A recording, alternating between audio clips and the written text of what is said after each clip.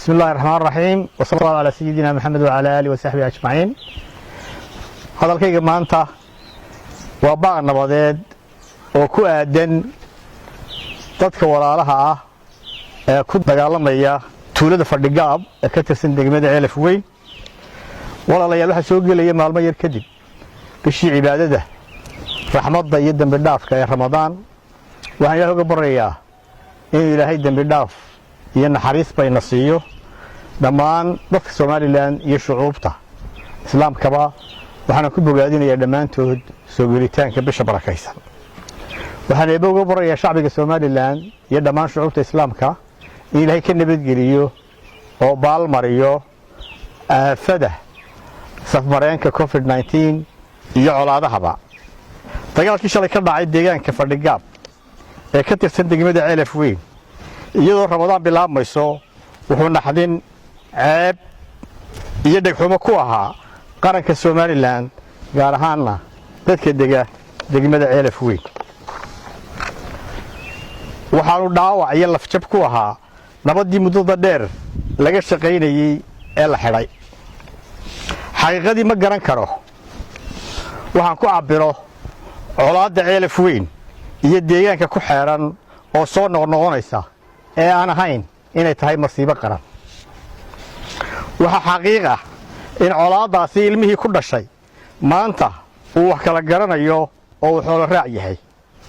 sida ku socota waxaan ka baqayaa in ilmahaasi ku dhashay ku dagaalamo oo ku dhinto Ilaahay kama dhige. dadka wada dhashay isu ehelka ah dad uma noola oo boqolaal baa kaga dhintay, boqolaalna way kaga dhaawacmeen. kumanaan carruur waayeel iyo hooyooyinna way ku barakaceen dagaalkaas ama colaaddaas.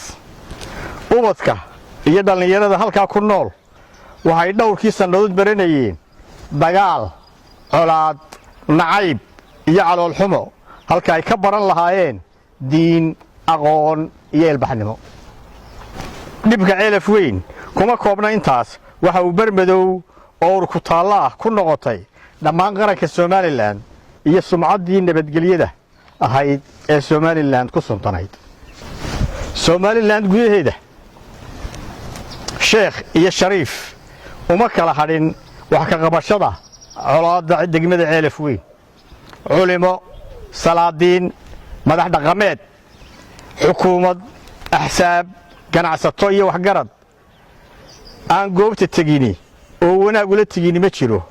dadaal, waqti iyo xoolo badan baa ku baxay sidii nabaddaas loo xidhi lahaa. sidoo kale waxgaradka iyo waayeelka beelaha halkaa ku diriraya ee wada dhashay orod iyo dadaal kuma hadhin. waxaa xasuusi noogu filan heshiiskii ugu cuslaa ee bishii August 2018 ay dhexdhexaadinta hogaaminayeen culimada Soomaaliland oo ay ka mid ahaayeen Sheekh Cabdilaahi Sheekh Cali Jawhar, Sheekh Maxamed Cumar Dirir iyo dhammaan culimadii ugu magaca weynayd Soomaaliland oo afhayeena ka ahaa Sheekh Ismaaciil Dheeg.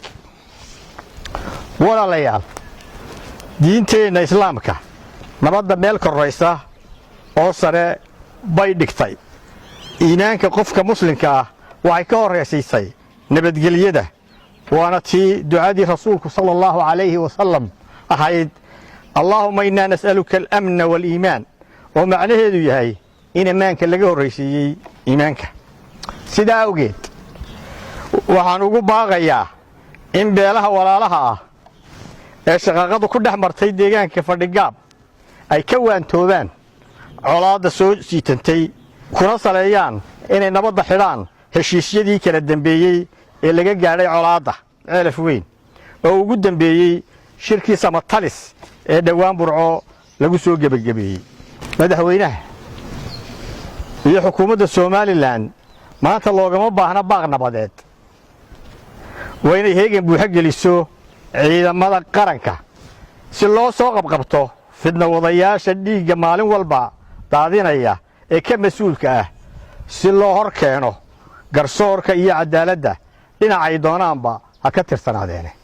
ugu dambayn waxaan ku soo gunaanadayaa hadalkayga maanta weer murtiya oo ka mid ah gabayadii hadraawi sow nabadiisa haydaada oo sidata uun maaha sow godobi surinkaad martaba sabab qarsoon maaha ilaahay hayna garasiiyo wanaagga nabaddu haynoo xidhanto asalaamu calaykum waraxmatullaahi wabarakaatu